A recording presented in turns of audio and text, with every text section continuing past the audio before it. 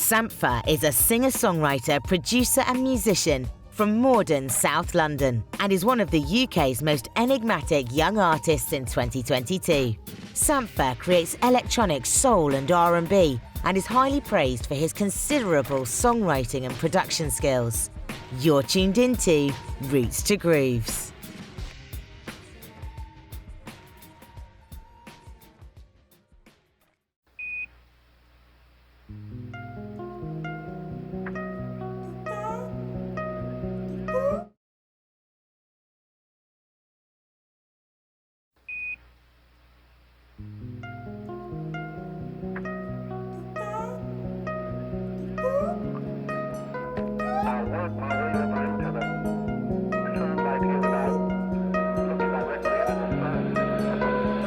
Magnetic lights in the blue haze, magnifying glass upon my face. It's so hot, I've been melting out here. I'm made out of plastic out here. You touch down in the base of my fears. Houston, can you hear? And we both had to harness our pain, close it and hope it decays. Oh, inhale and I'm up and away, up and away. I love those mornings when the sun's up,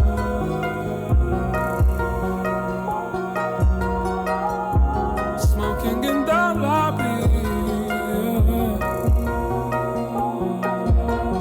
waiting for my name to pop up, yeah, pop up. Usually I'd run home and tuck the issue under.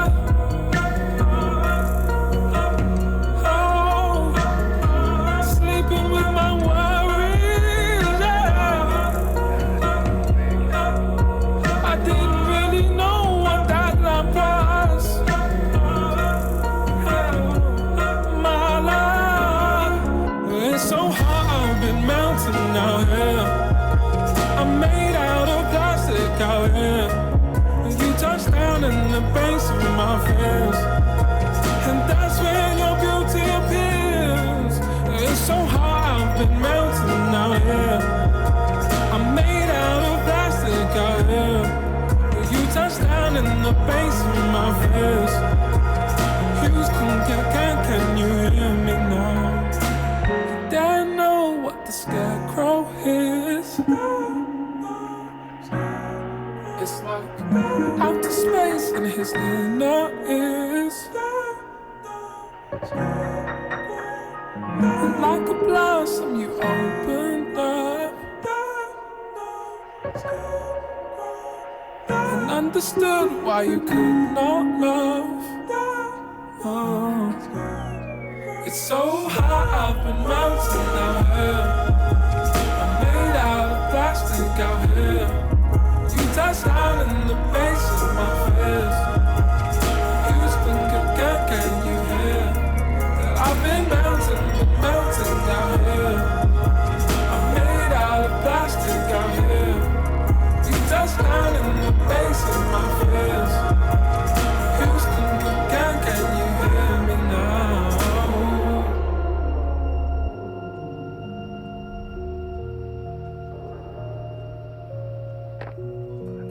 I'll work my way over into the sunlight here without looking directly into the sun. Sky high deflating, that is.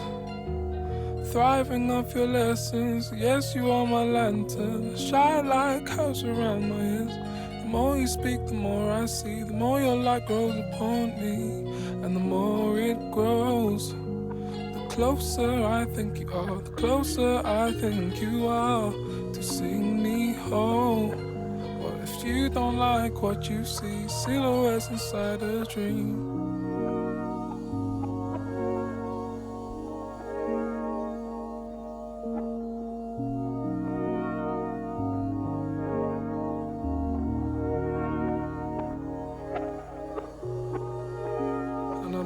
melting from the light. One drip at a time. I'm melting from the light. One drip at a time. I think so. Okay, I'm ready to put it down now.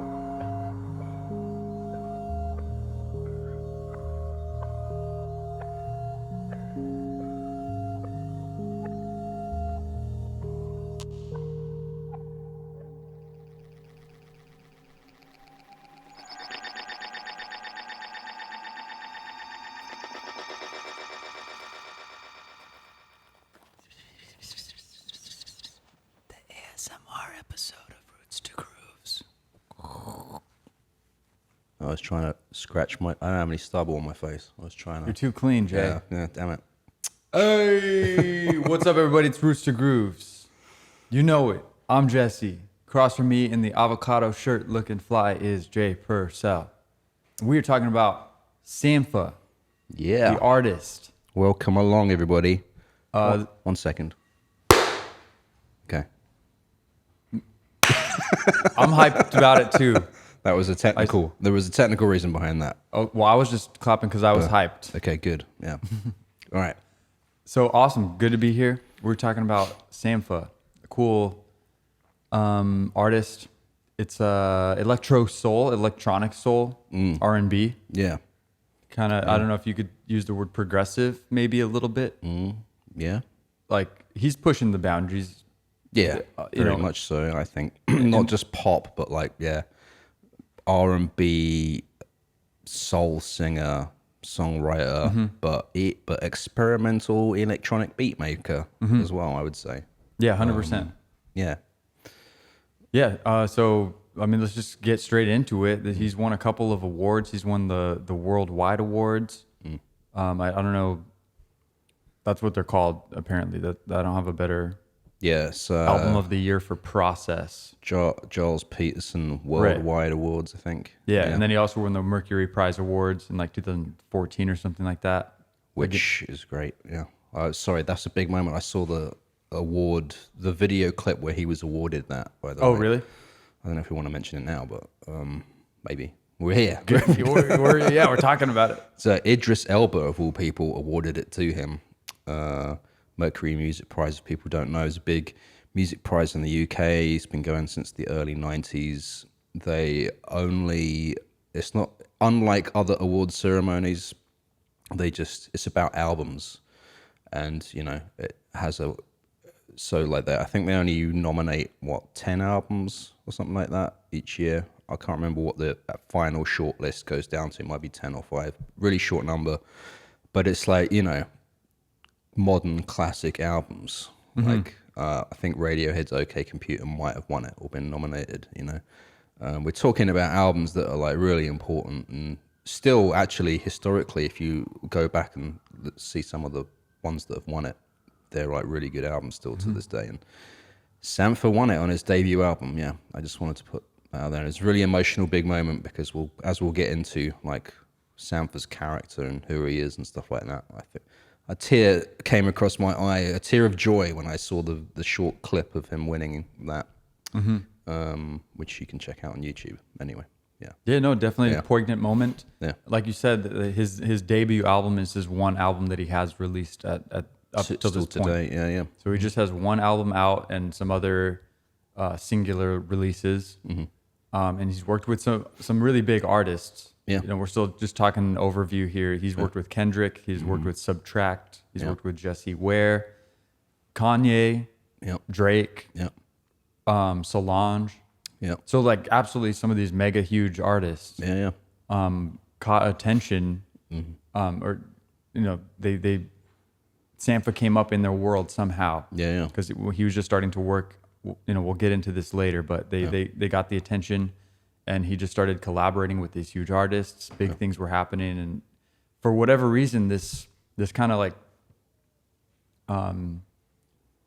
not politically, but like kind of conservative type person, kind of an introverted type shy person a little bit, is how I would describe Sampha. Yeah.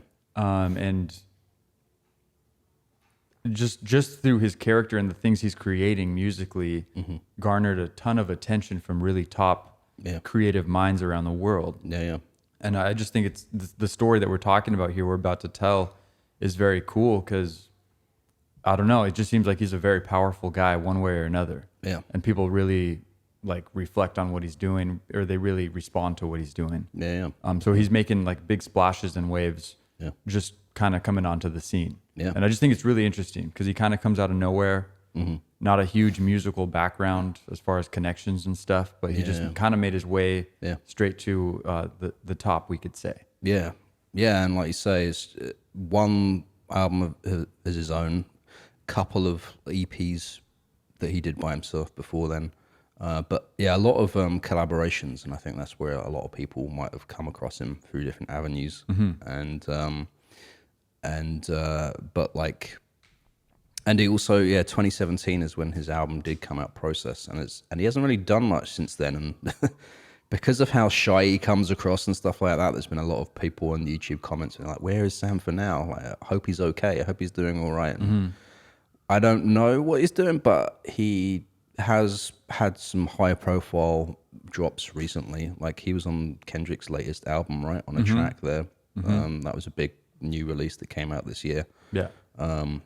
And he does have one new single out with an artist called Lil Silver, which just came out.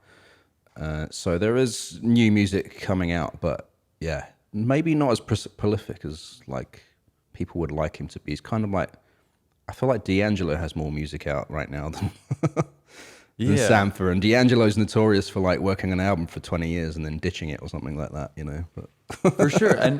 And I think we're still kind of experiencing the beginning of Sampha's career. Yeah. You know, which is really cool. Yeah. And really special that that you know, thank you for bringing him up. He's a great artist, and it's going to be fun to talk about him and see what he does into the next 10 years. Had you heard of him before? Indeed, I have. You have? Okay. Yeah, but not super familiar, and I'm not intimately familiar with the specifics of his life or him as a person or his music in general. Was it via one of the big collaborations that you might have heard of him? Or I think he's just come up, just kind of one of those things that's come up. I've seen his name in a couple surrounding peripheral type things, like on a article and somebody mentions him, or I think I heard of him, somebody like on Twitter, one of my followers or people I saw on Twitter was just like, oh, I need to get me some Sampha, and so I was just like saw it and I checked it out from there, but never really dove in super deep until this week. So this is a great opportunity for me to learn about Sampha, and I really liked what I heard. Very like soulful, honest voice vocals. Yeah, definitely. He does his own vocals. He makes his own beats and stuff, and the music is very, very intimate, I guess I would say. Yeah. No, it's very good, and some of it's more upbeat, but all of it has this kind of nostalgic melancholy type feel. Yeah. Like it's very feely. Yeah. He's very like emotive, and expressive with the music and his vocals. Yeah. And I think that's what really, it's just like a really human thing. Like you could feel his humanness, his soul through the music, and I think that's the way people are so easily connected to him. Sure. Yeah, and we did an episode on Jesse Ware a while back. It was one of our problematic technical episodes. It did finally get released without video, but the audio is out there on YouTube and podcast platform. But I discovered Sam for the same time as Jesse Ware, and it was because of this album by Subtract, SBTRKT, Subtract. He released an album just called that, self-titled, in 2011, I think. And it wasn't too long after then that I came across this album, and Sampha's all over it, really. Like, he's on a lot of tracks. And when I got into this album, I like searched on YouTube and I found some live performances, because Sampha went out and performed with Subtract kind of thing. And we'll talk about this a little bit later on, but I wanted to like play this track, which is off of that album. It's one of the early tracks that I discovered Sampha on. And this track's called Hold On.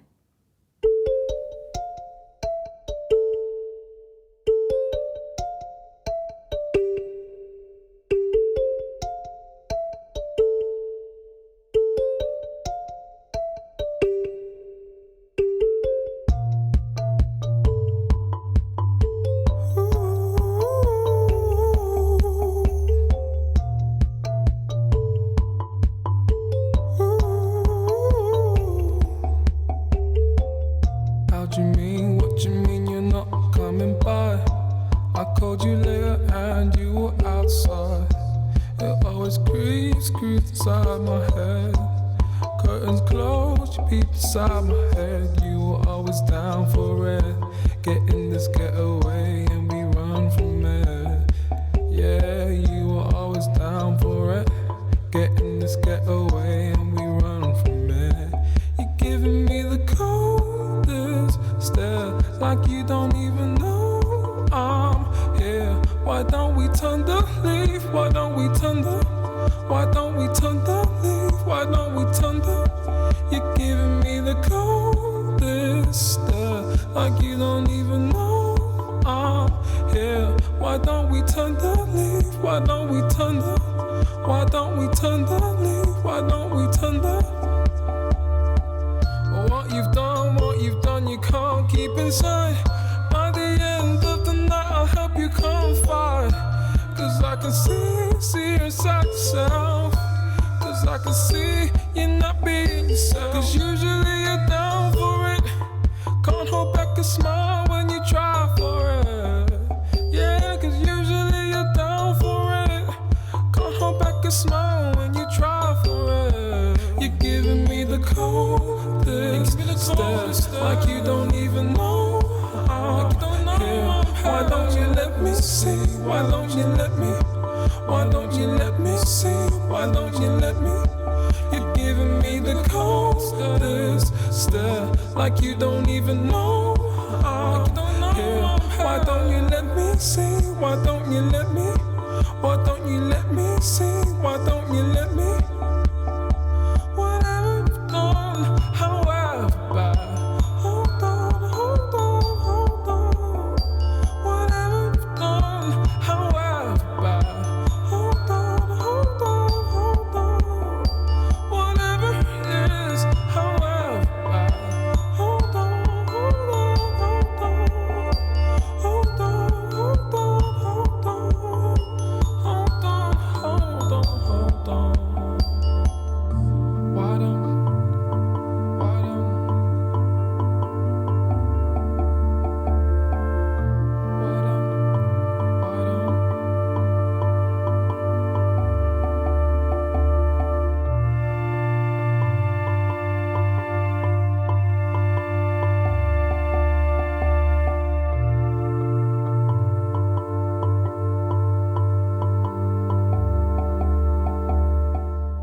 That was Subtract, a track called Hold On, featuring Sampha, who is our artist of the day today on Roots to Grooves. And yeah, I was bumping that album a lot at the same time as Bonobo Black Sands, I think. They came out same year, apparently. 2010 that actually came out. You're familiar with Bonobo?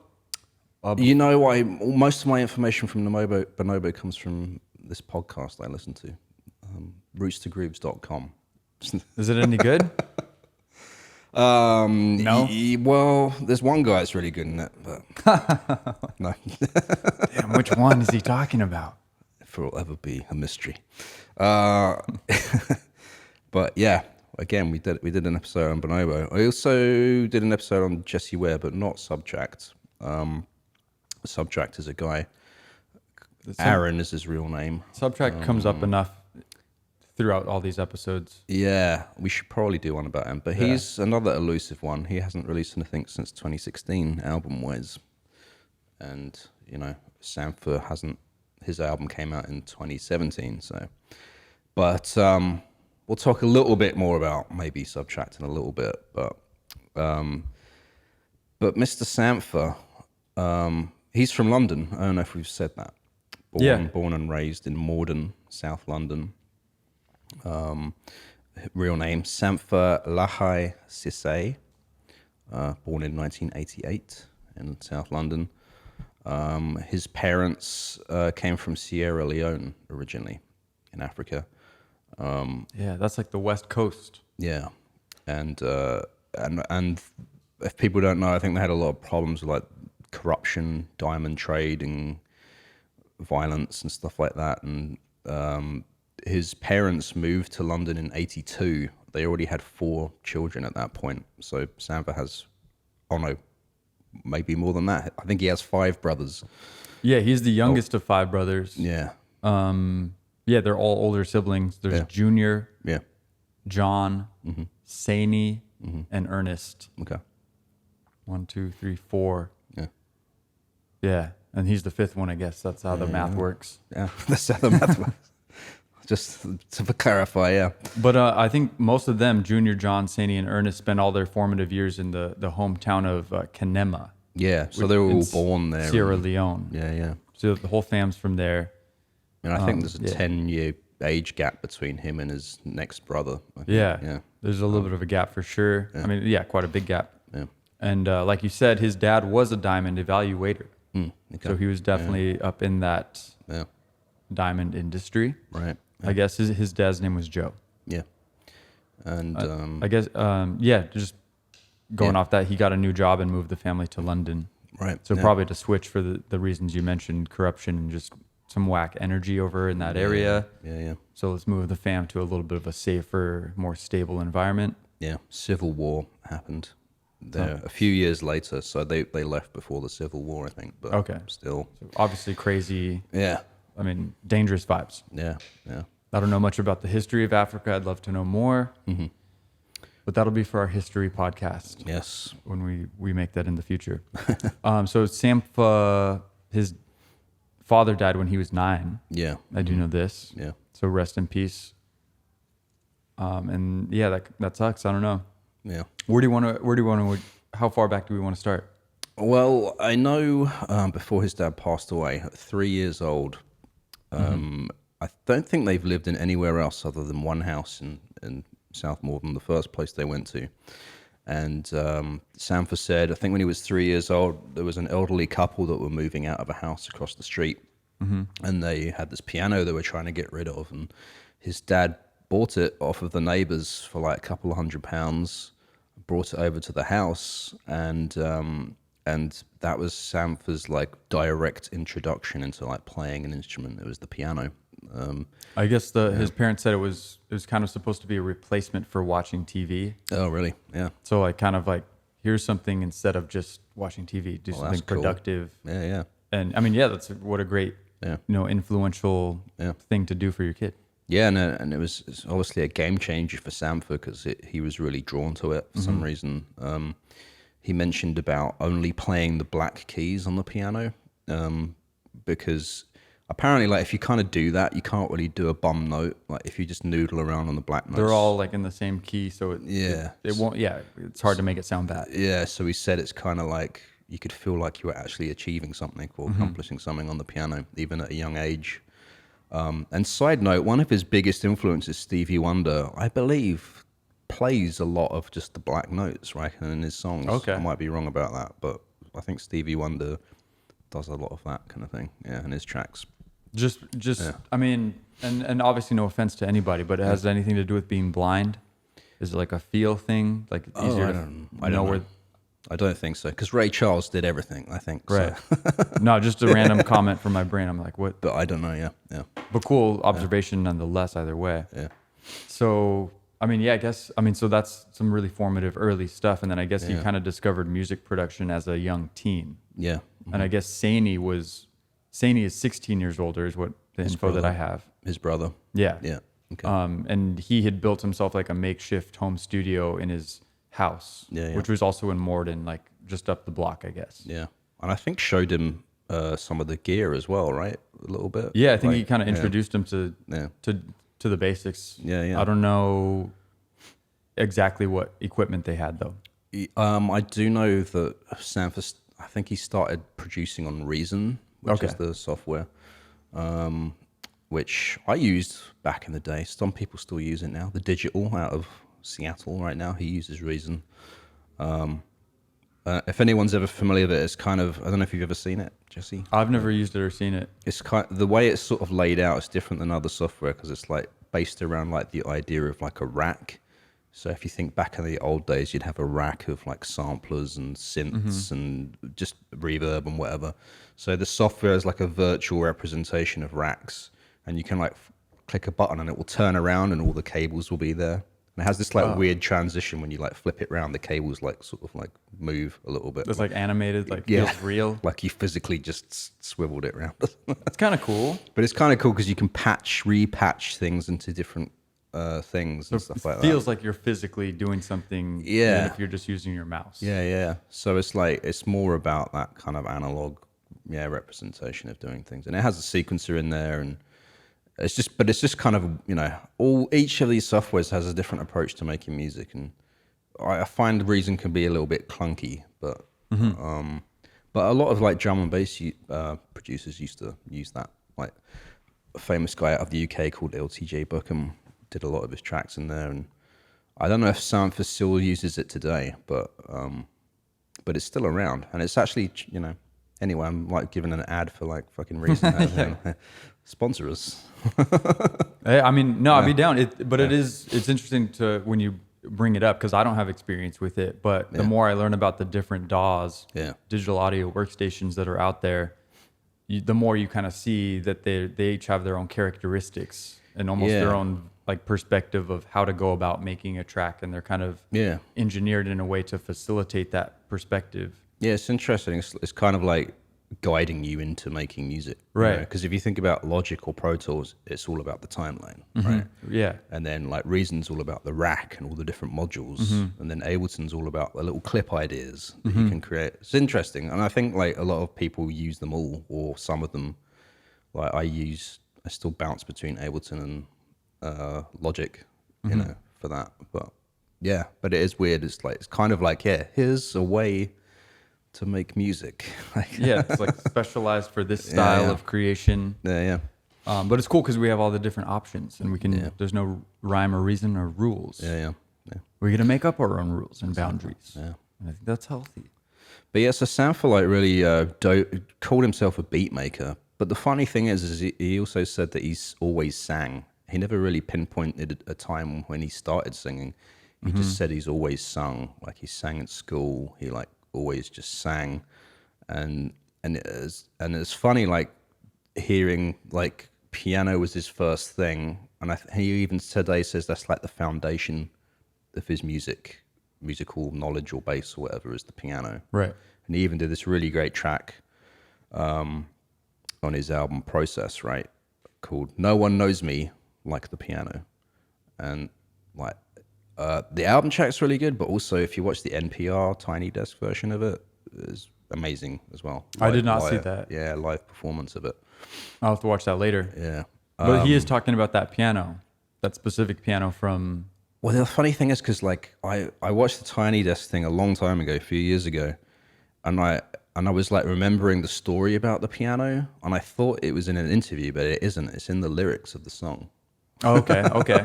And I remembered it. It stuck with me, and it's like, he's basically puts you visually there, like in the house with his mum, and because also his mum passed away whilst he was working on Process, the first album, and she had battled cancer for 5 years. Actually, heard his dad died of lung cancer as well. But in that song, No One Knows Me Like the Piano, he's sort of evoking his memories of playing the piano, getting into music, and his memories of his mum as well. So it's really, really like tear-jerking kind of. It's a really sad, emotive song. Yeah. I mean, It's, I feel like we should play it. But no, I know it's like a moment. But the NPR Tiny Desk one was a really good rendition of it that he did. Yeah. I couldn't even. I'm gonna watch it later for sure because the tracked album version is very emotive and. Really conveys that raw emotion, but I can't imagine what a live version of that would convey. Yeah. I can imagine even more powerful. But he sort of described himself as a beat maker, and he's really good, like experimental beat maker. When I hear you can kind of hear it on his early EPs, and we have a track actually I might play in a bit off of his very first EP.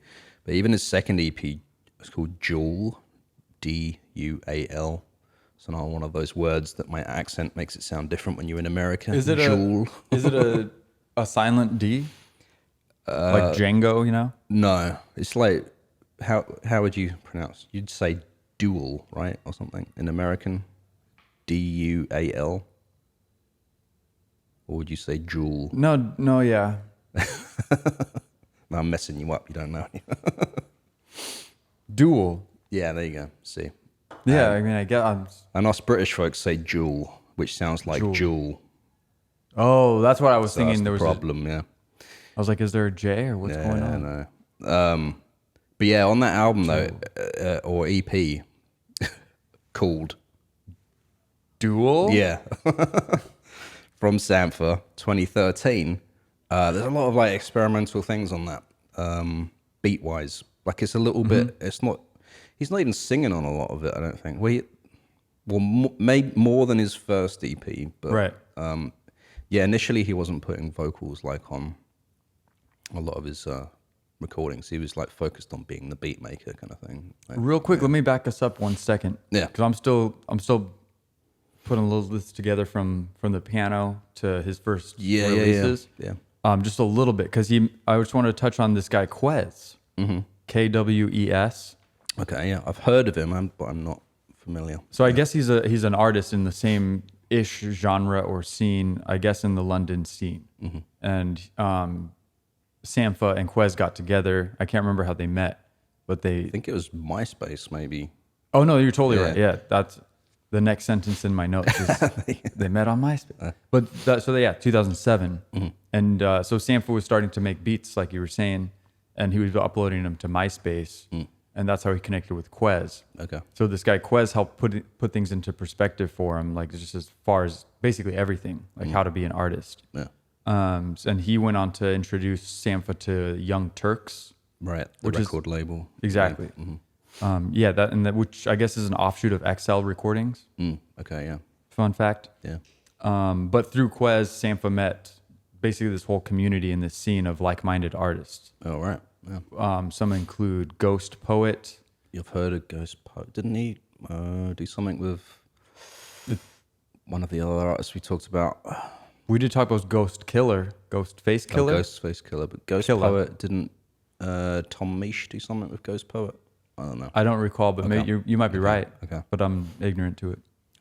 Another band, Dells, Dels. Okay. Not heard of them. Don't know. Hopefully I'm pronouncing it right. Yeah. And then Mikachu. Okay. Yeah. No, I'm not familiar. These are they still around, do you think? I don't know, but I have no idea. I don't want to say. Some good names to check out, though, maybe. But I mean, yeah, I bet there's some really good Some music stuff coming out from there. those artists. Yeah, yeah. So check out Quez, Kwes, Yeah. Ghost Poet, a band or artist called Dels, Dels, Okay. or Mikachu. Right. But very cool. So he would upload tracks to MySpace, and the response that he got from the peers around him was really liberating, and he felt like he was understood. Yeah. For the first time. Okay. Especially going through this adversity with his parents Yeah. passing away. Yeah. Yeah. Not that they happened right at the same time, but Yeah. obviously that makes you feel things Yeah. and makes him feel like he's lost these people who he communicates with and knows very well Yeah. at an intimate level, and those are taken away from him, and we all still want that connection, and Yeah. that's And also being the youngest, in a family where your next oldest sibling is 10 years older than you, and then the rest of them are even older. it's Like a lot of distance. Yeah, because they would have, probably moved out of home, whilst he was still young, and so Exactly. yeah. So I guess he kind of came to this moment of understanding, and he said pure sonic communication, which I thought was cool.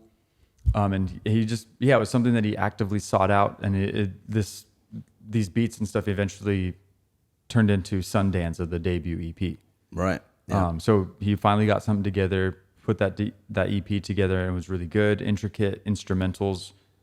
I think it was almost predominantly all instrumentals, that first one especially, and it was Yeah. released on a CDR by Young Turks in 2009. Right. So good going for him. We have a track. I have a track of it. Let's do it right now. It's not on Spotify, at least. I don't know if there's any other streaming platforms, but This is from Bandcamp. Bandcamp, yeah.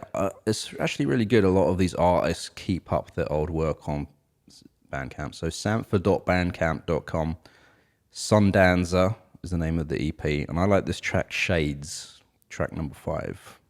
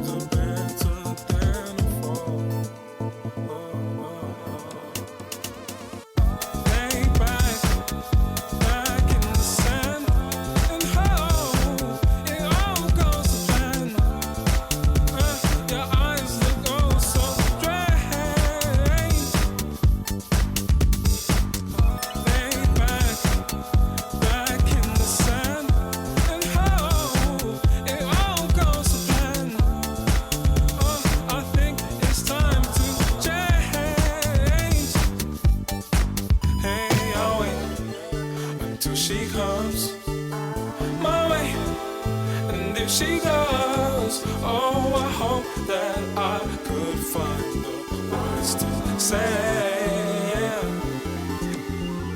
I'll wait until she comes my way, and if she does, oh, I hope that I could find the words to say.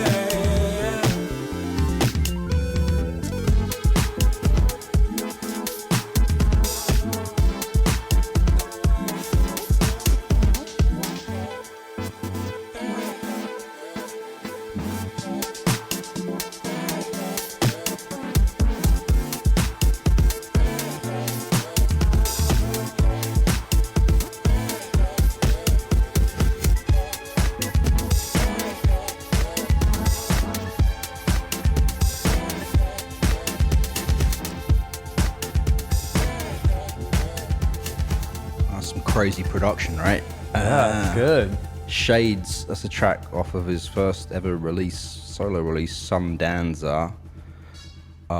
Interesting little thing that he wrote on Bandcamp about this that I'll read out because it's kind of funny. Okay. Some Danza is a collection of early productions of mine. While away on some adventures away from home, my brother accidentally deleted the master files from my computer, so they exist only as low-quality unmastered MP3s.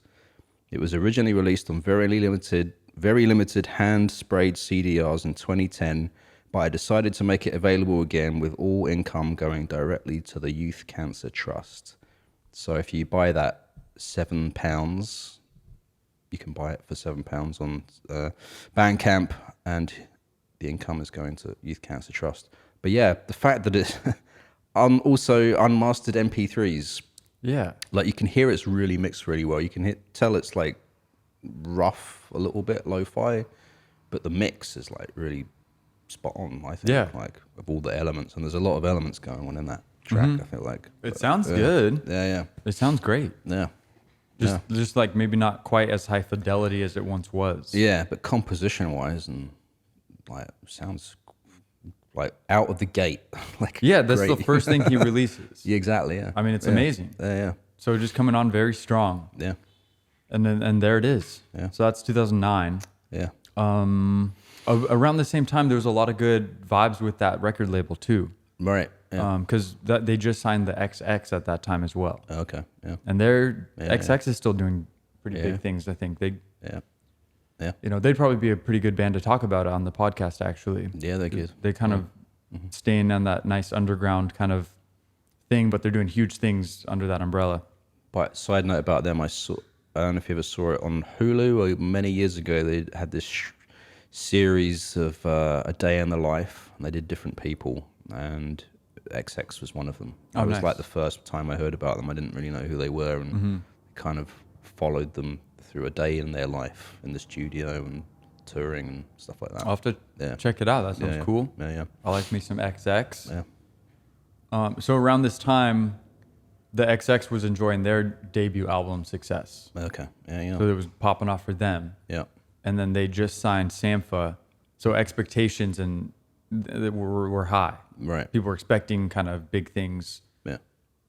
Just on the vibes of the record label. Yeah. Seeing a lot of success with what they were doing. Yeah. So, and then, I think he met expectations Yeah. with Sundanza. Yeah. So where do we go from here? How do we get to the second EP? I mean, I think You already touched on a little bit, so we don't have to go too into it. Yeah, I mean, Subtract was a big kind of collaboration in his life. Subtract is an artist. Aaron Jerome Folds also signed on Young Turks. Sampha was featured heavily on his first album. They also put out an EP called Break Off, I think, which is crazy. It's really good as well in its own right. Subtract and Sampha, Break Off. And yeah, the reason I mention him, because like Sampha said he was key in him sort of learning more about the business kind of thing, or just the music career wise kind of thing. He said the first time he performed live was with Subtract's first radio appearance, first music festival. He also said about Subtract, it was really interesting being so close to someone that had a lot of drive and ambition and vision and he said like how he could take an idea and turn it into reality is something that he got really inspired from Subtract about, kind of thing. Nice. So he calls this his formative years, like, you know, I mean, also I think in his own right he's sick producer, Sampha, but yeah, the fact that he really kind of highlights Subtract and his experience with him as like being really important to him, kind of thing. Sampha was treating it like an internship. Kind of, yeah. Sounds like it. He's like, I'm just learning. I'm just making a couple EPs right now, guys. Like, I'm barely even starting. Yeah. And, you know, so there was that. And then I think, you know, he did a few other sort of collaborations along the way to doing his first album process. Like you said, we had his EP, he had a dual, his proper first EP after his, you know, brother deleted the masters of his first one. 2013 came out on Young Turks. He also, I think we talked about this track Valentine from Jessie Ware, right? Oh yeah, we did. There was like, that was a big track for her, right? I think we mentioned something around that. I can't remember. But Something. yeah, something. So yeah, he was doing a lot of these like collaborations, and it was leading him up to The Process, which is his first big body of work, the album. Right. And well, I mean, what to say about it? There's a lot to say about it, but Yeah, I mean, I guess the one thing I want to say on the peripherals before we get into Process was it was 2010 when his mother was diagnosed with cancer. right. Just so to line up this timeline. Yeah. So I think at some point he moved back in with his mom. Yeah. To help take care. Yeah. So just to get these little narrative Yeah. house cleaning stories Yeah. for what Sampha's up to, because I just think it's important to know what he's going through, this adversity while he's making this come up with music. Yeah. And just, I mean, it's really, I don't know. It's just like he's a human, you know, and he's feeling all these things, but he's being very, you know, having integrity and perseverance to build his music career while he's also experiencing like personal life issues. Yeah. Yeah. So I'm just saying he's a hard worker and he gets through this adversity really well. So I mean, yeah, and then to connect how he's working with music, like he worked with Drake, and I think some other big artists. He worked with Kanye's on The Life of Pablo. So from like the 2010 to 2015 kind of area, Right. he's basically gets these EPs done, and he's working with other huge artists. So he's doing this huge artist collabs before his first album comes out. Then I think that's right. Yeah. I think that's I think that must be right, because I did see there's a short clip of an interview with him with Pharrell Williams on Pharrell's podcast, and he's talking about the album then, like that it hasn't come out yet. Yeah. So to being on a podcast with Pharrell Williams, you must have already done some other stuff, right? And just hearkening back to what I was saying at the beginning, like Yeah. I don't know how this guy developed so much clout about himself, seemingly out of nowhere. Yeah. Like his Saney, his older brother, had a little music experience, but I don't think he really toured or saw like success in music necessarily. But he's basically like a nobody, and like all of a sudden he's working with Drake and Kanye. Yeah. Yeah, I think it's just hearing him, you know. He didn't really say like how. Like people, just one thing that someone asked him about what the experience was like working with like Kanye and stuff like that. The main thing he really talked about was like, which is very similar to what you said about Subtracts, was that seeing this massive talent up close and intimate and how they work, like that's what he really took away from it, kind of thing. And it's interesting because Sampha comes across as a really like shy person, quiet person, very like introverted, and you would think like maybe someone like that wouldn't be able to even like perform around a huge artist like Kanye, kind of thing, but no, it's like, I don't know, it's like Sampha seems to just take it all in and do it, and not really thinking about the celebrity side of it, but thinking, you know, here's an artist that I do value and like myself, and now I get the chance to see up close and personal how this person actually works, you know, their drive, their ambition, their creative process, and that's what he took away from these experiences more than anything else. which is interesting to me. Whilst also performing really freaking well on these recordings. Yeah, as a exactly. vocalist and all that. Yeah, Just it's making crazy. fire beats. Yeah. Yeah, I know he mentioned, because it's really cool to see these, larger than life personalities like Kanye, Yeah.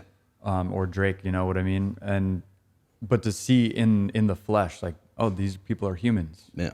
And they're just like you said, I'm just basically reiterating what you said, but like to watch them work and see that they're physically, actively like engaging with their work and how hard they want to try and how, how important it is to them that they really take it the extra mile to get something really good out of what they're creating. Yeah. They're really not just like, oh, Kanye's, oh, yeah, make a beat, I'll rap on it later. Right. Taking it, like they take it seriously. And so he's learning. And so Sampha's, I just like that he's really looking around at his peers and seeing how other people get stuff done. Yeah. And being, aware and observing how he can use those techniques. Yeah. And I think the other thing he said about that as well was that it gave him more confidence about what he was doing to have someone of that stature like what he was doing musically. Like it sort of gave Sampha more confidence. Is also what he said about that kind of thing, Yeah, totally. Because as creative people, maybe we don't really know what we're doing is right or whether people like it or not, or we're shy about sharing it because it's kind of vulnerable and whatever. And to have these massive talents be like, it's so good that we want you to like work with me, kind of thing. Right. Actually, side note, I saw a documentary about Bill Wyman. He was in the Rolling Stones. Do you know of him? Yeah, he was is he a bass player? Yeah, he was the bass player, and there's a great documentary out about him because he was someone that like documented his whole life, kind of thing, and through photography and video, and he creates all these in-depth archives and stuff like that. But in that documentary, he talked about when he discovered Ray Charles. Like Ray Charles was like massive inspiration for him, kind of thing, and he was starstruck to the point when Ray Charles like met him, like he said that, oh, Ray Charles is in your dressing room, he would like to meet you, kind of thing. Like at one of his shows he did, I think after the Rolling Stones. Yeah. And Ray Charles offered him Bill Wyman to like work on his next album, and he said no.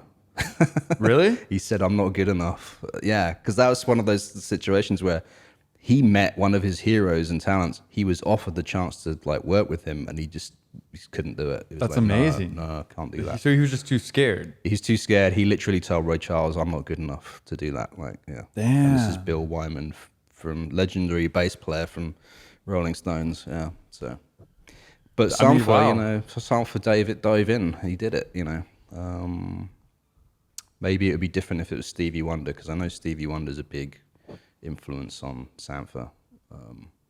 So maybe if he got offered that opportunity, it would be slightly different. You'd have to take it. Yeah. Well, yeah. I mean, I don't know though. Would you? It's like I would think I would be like nervous as hell. But the thing is, you should always do things that make you scared, right? That's what they say. Only time you can be brave is when you're scared. Yeah. I would say take it. If anybody's wondering if you should take an opportunity, I say take it. Yeah. If it scares you to death, you should probably. That's probably better. Except I wouldn't jump out of an airplane, but that's a different thing. Yeah, I think I'm good on that. Yeah. Yeah, I think I could die happy person without jumping out of a plane. Never done that. Yeah. Who needs them? Yeah. It's a perfectly good plane. Yeah. Let's land this bad boy. So process. I mean, so process. Yeah. So I mean, that's basically, we've been describing his process up into getting to process his debut LP. Yeah. When did this come out, Jay? 2016 officially, it says on Discogs here, on Young Turks. Yeah, it was a great album. There was a lot of great tracks on this. We opened up with Plastic 100 Degrees Centigrade. Yes, that's a great song. Yeah, really good song. One of my favorite tracks, I think we're going to play in a bit, is Blood on Me. Mm-hmm. And there's also some interesting stories about how he made that track as well. Yeah, I mean, this is his body of work. It's different than his earlier EPs. The track we played off his first EP is like sort of jazzy, breakbeaty. Yeah. The second EP after that, Duel, is a little bit more experimental stuff. And then Process is more where he brings his singing to the forefront, I think. His production is still very much there, but it takes like a back seat and gives room for his vocals, I think. Even on like that, No One Knows Me Like the Piano, where it's a very piano-led track kind of thing. And there's a lot of like quiet moments in this album, I think. But yeah, it's a very intimate, personal album for him. Like we said, his mum passed away after battling cancer for 5 years. He moved back in with her, and as he was starting work on this, working through it, kind of thing. And so, in the interview with Pharrell, he said, there was a lot of peaks and valleys, highs and lows, love and loss. So that was really reflected in this album. The other interesting thing he said about it, though, is whilst he drew inspiration from his own life, he was writing as if Sampha was a character. Like, it was writing from the perspective of a character instead of like directly personal sort of thing. Right. Like, that's cool, because I think it could help you look at a situation in a more objective standpoint. Yeah. To criticize it or observe it. Yeah. When it's so close to home. Yeah. Like, you need a little bit of distance. Yeah, and that's actually something he specifically said, I think. This is another artist that cinema and film techniques is really important to him. And he kind of sees, like, he was sort of asked about the lyrics kind of thing, and it was sometimes he was just like, they said, well, the words just come out of me, I just sit there and they just come out. When I'm get to that flow state, they just come out of me, kind of thing.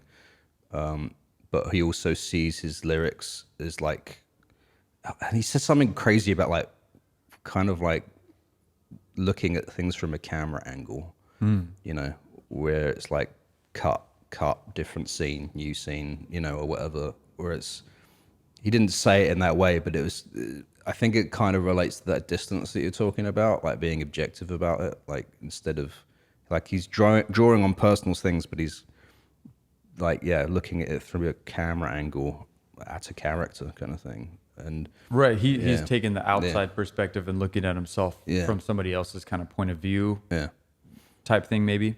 Yeah, a little bit, but it's complex, man. I think it's like, even the way he described it it's like, I think I kind of get where he's getting at, but it's like, it's weird because we're doing like almost like mental gymnastics, in order to, a little bit, to extract information from a situation, from an anecdotal story, something that happened to you. Yeah. It is weird. It's hard. These esoteric, I use that word too much probably, but these vibes. Yeah. How do you describe them? Like, it's weird. These stories. Yeah. How are you supposed to internalize these stories? How does it make me feel? Like it is. Humans are complex. Yeah. And our emotions and our state of emotion is complex. Yeah. And I mean, read a science textbook. We don't even have it all figured out. Right. What emotions are, how they come from. Like, we got some basics on all this stuff, but there's still a lot to be known. Yeah. There's a lot of mystery to the human psyche. Yeah. Yeah. But this album Process is very much like a memoir of his last kind of 10 years dealing with, the stuff that his mom went through and that he was going through as that was happening. Mm-hmm. So it's, a lot of the lyrics are touching on that, and it's very touching. Yeah. To use that word again, and then, but the music and just everything generally comes across very emotive and very human and very, good. The beats are good. The music's good. Mm-hmm. It's emotional. It's vibey. Yeah. It's. I don't want to say fun to listen to, but the beats are good and they're entertaining. Yeah. And with the vocals on top, it puts it next level and really makes it a really tight, emotive album. Yeah. Body of music. It's really great. Definitely. So play Blood on Me from Process. Let's do it.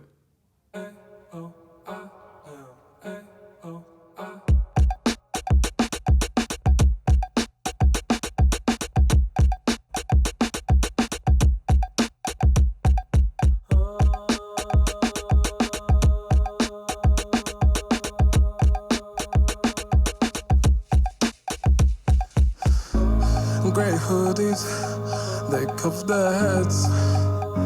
I can't see their faces, I can't see.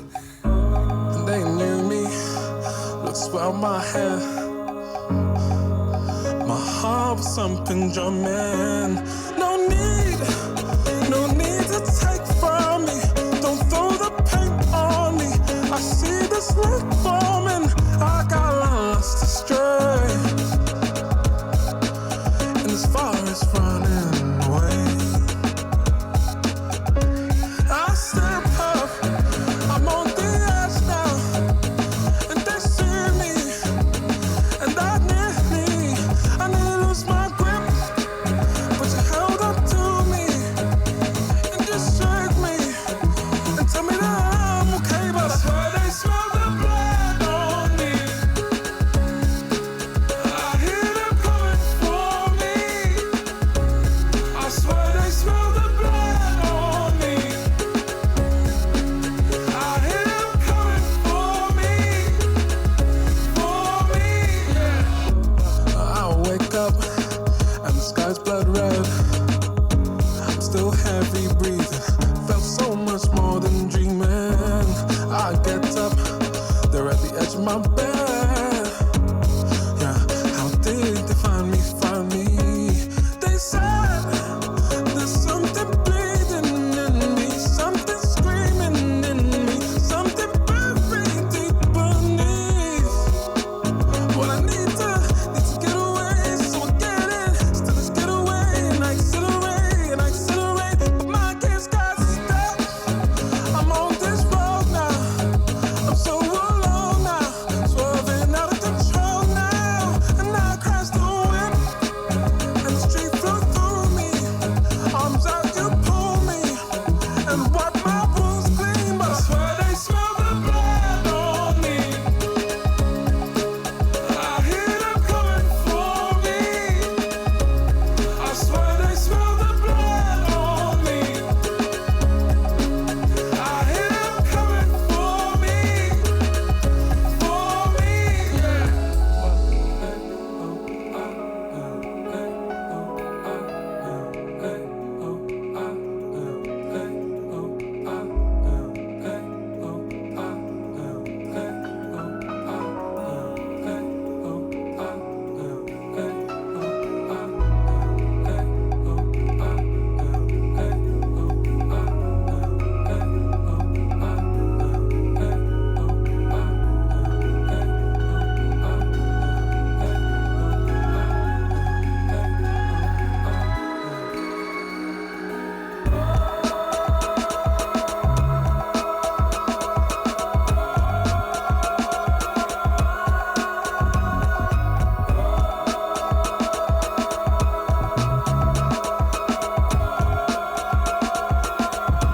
I swear they smell the blood on me. I hear them coming for me. I swear they smell the blood on me. I hear them coming for me, yeah. Blood on Me, Sampha from his album Process. That was a deep track, I think. It hits hard. Yeah. It's a great album. Yeah. The funny thing about that track is he said that he literally went out of the vocal booth and ran around the block to make himself out of breath so he could sing parts of the song Really? out of breath. Yeah. Oh, nice. Uh, So if you hear it, it's like there's like inhales in between things, and it was like he made himself out of breath to do that. It's crazy. Just give it more of that, I don't know, raw feeling. I mean, to me, it conjures the image because the lyrics are like, they're gonna they're gonna come for me. I already forgot it, but Yeah, they. I hear they're coming for me. You Yeah, know, so yeah. it's kind of like you get that vibe that he's running away, sort of thing.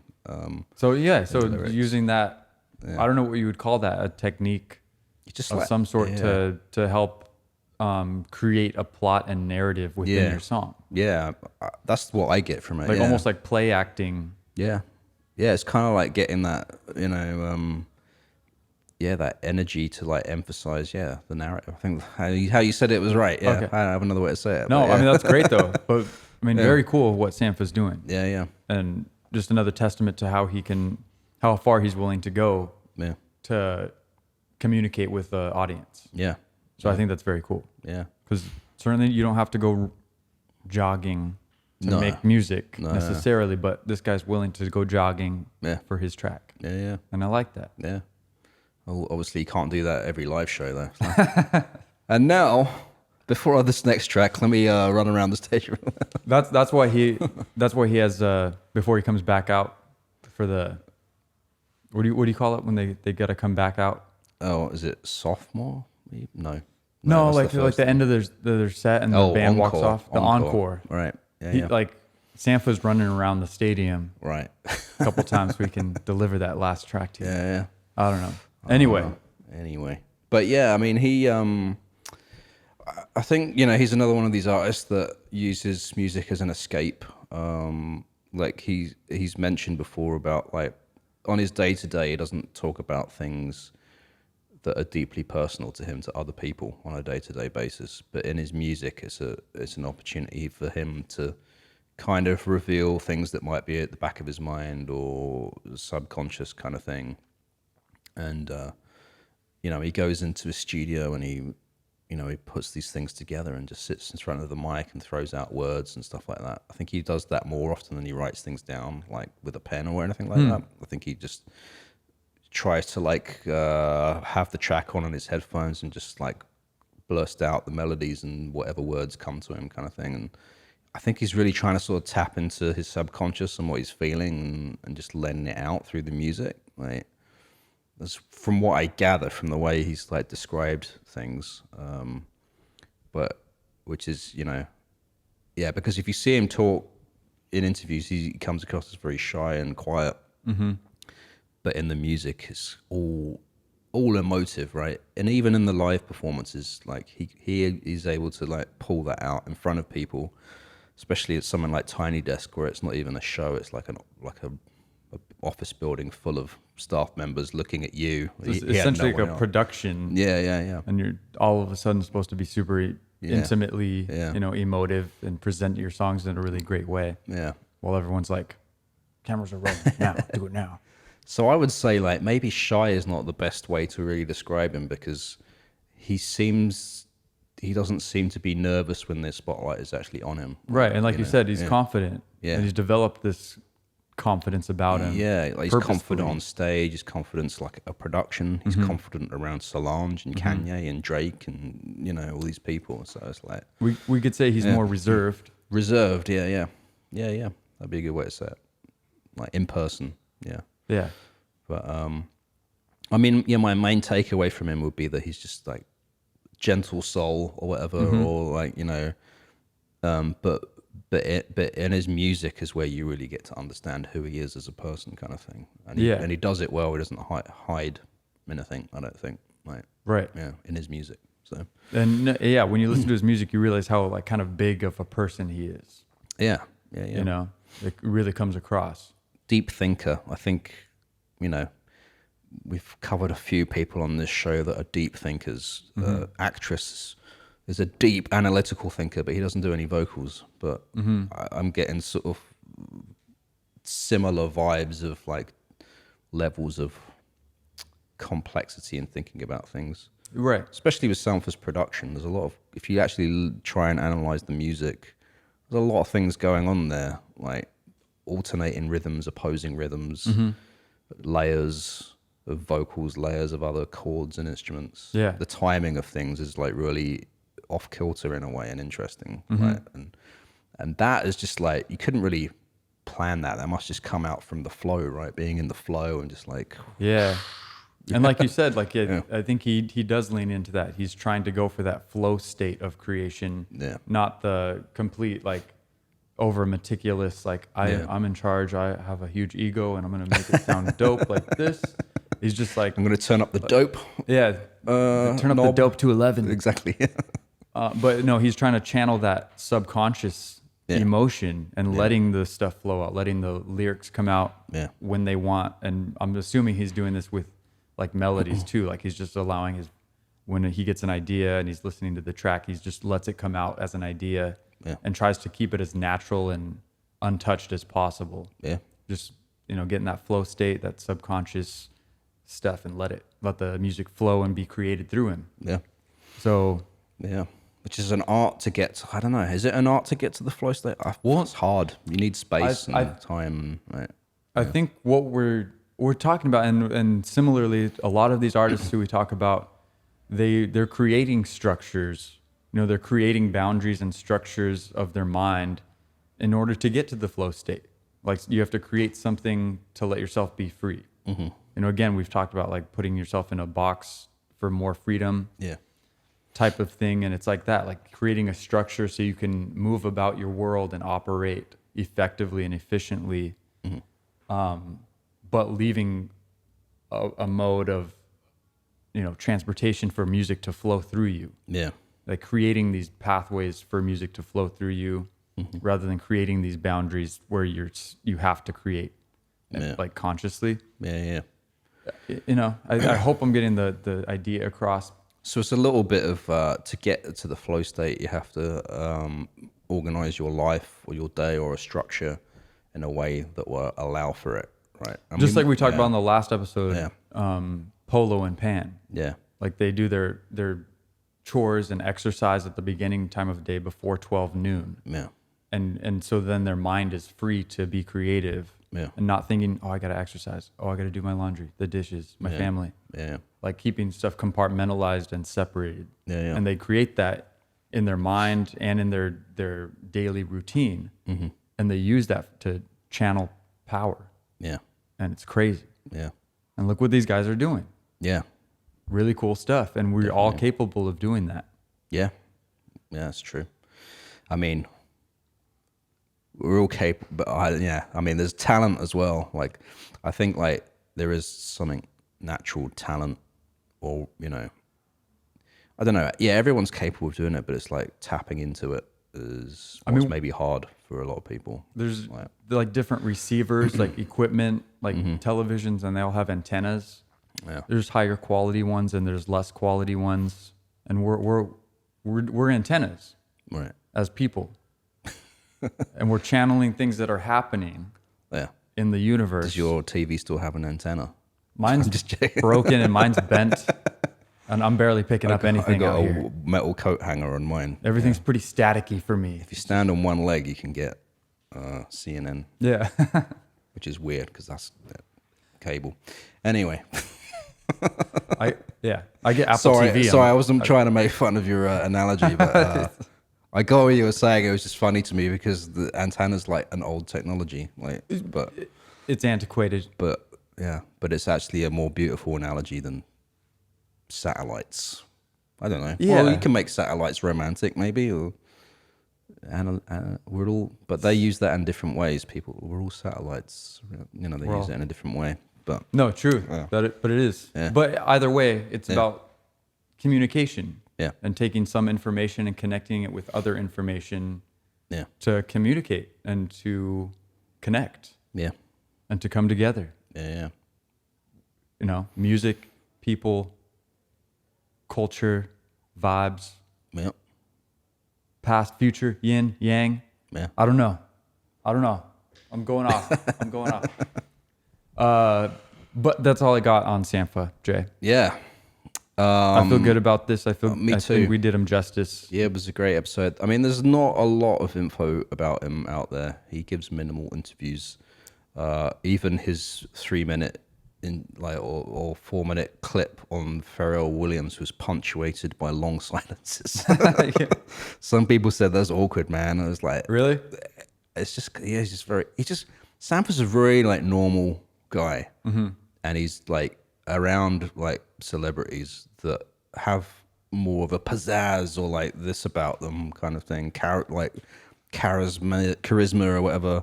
Whereas Sampha doesn't give a shit about that stuff. It seems like he's just very down to earth and a normal guy that you would probably bump into down the pub and have a chat with about something kind of thing. Yeah. Yeah, and he even with his level of success in this little analogy, you wouldn't know that he did music. He'd probably just talk to you about cool stuff. Yeah, yeah. And then you'll be like, oh yeah, also I'm gonna meet Drake and Kendrick Lamar on Saturday. So. Exactly. Like, oh, this guy, you do music, huh? Okay. Yeah, you okay. do music. What else I was gonna say? Oh yeah, so if you like Sampha, I don't know if I wanted to talk about Muzi for a second, just to not for long, but to just say we recently interviewed an artist out of South Africa called Muzi. It was our very first interview. But a lot of his stuff is sort of in the realm of K Tronada. He's also worked with K Tronada, Muzi. So I just wanted to put it out there because by the time this episode came out, we might have already dropped the Muzi Definitely discussion, which is also really inspiring and interesting to hear directly from an artist. I don't think it's something we're going to do a lot, but sparingly here and there kind of thing. But, you know. But I mean, it was a great discussion. Definitely check it out. Yeah. Very insightful. Yeah. Very cool artist, Muzi, coming out of South Africa. Yeah. And he has a lot of cool things to say and a lot of, about life and about creative process. Yeah. So it was really eye-opening, and we really got to dig into some good questions about how this artist got to where he was, in a really direct way. Yeah. It was cool getting to talk to him in person, on Zoom, but in person on Zoom. Right. You know what I mean? Check out the Muzi interview. Yeah. Hyped about it. Cool artist. We're gonna play out on a brand new track from Sampha that was released this year because a lot of people have been like, where's Muzi? If you like, where's Muzi? We know where Muzi's at on the video. Yeah. And where's Sampha? There's literally a Google question, like Google suggests questions now. Like if you do a search, one of them is like, where is Sampha now? It's like a Where's Waldo? Yeah, something like that. But he's coming back. I think he's been working on material and doing things, and COVID happened and all that, No, it's been a wacky couple of years. Yeah. But I'm sure he's working on some big stuff. Yeah. But I think we've only seen the first of Sampha. Yeah, I'm excited to hear what his next stuff is going to be like. This track is actually really good, so yeah. I think, No, that's all I got on Sampha, though. If you guys have any cool stories about Sampha, any corrections, or you saw Sampha live, you want to tell us about it, we'd love to hear from you. Hit us up at the email, rootstogrooves@signalradio.com. That's SIGNL radio.com.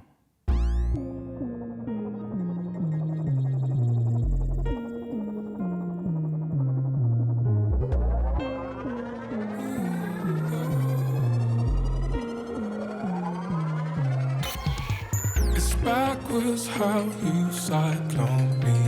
Sinkhole, black hole, control me. It's backwards, I'm moving slowly. It's backwards, you say it's on me. Restricted by a turn of phrase. Conflicted, not by what you say, but how you say it. Oh, and I need it. No, I don't need that C4. Explosive.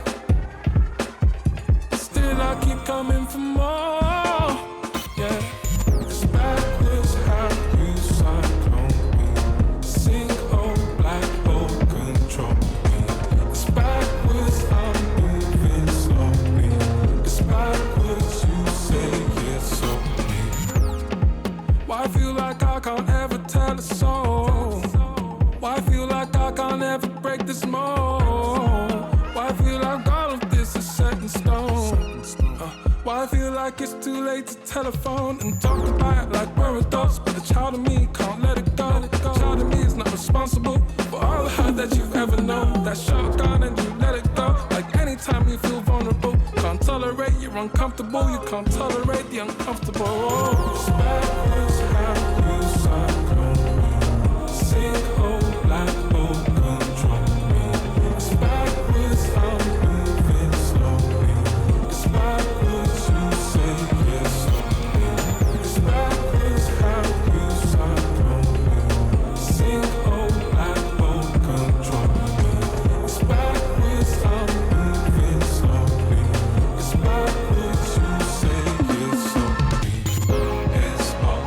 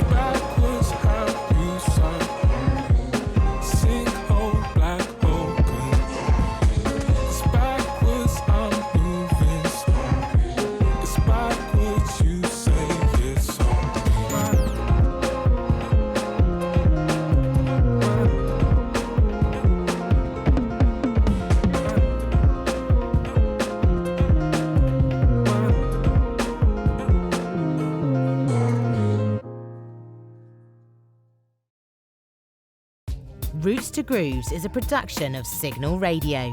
For more music and independent culture, visit signalradio.com. That's signl radio.com.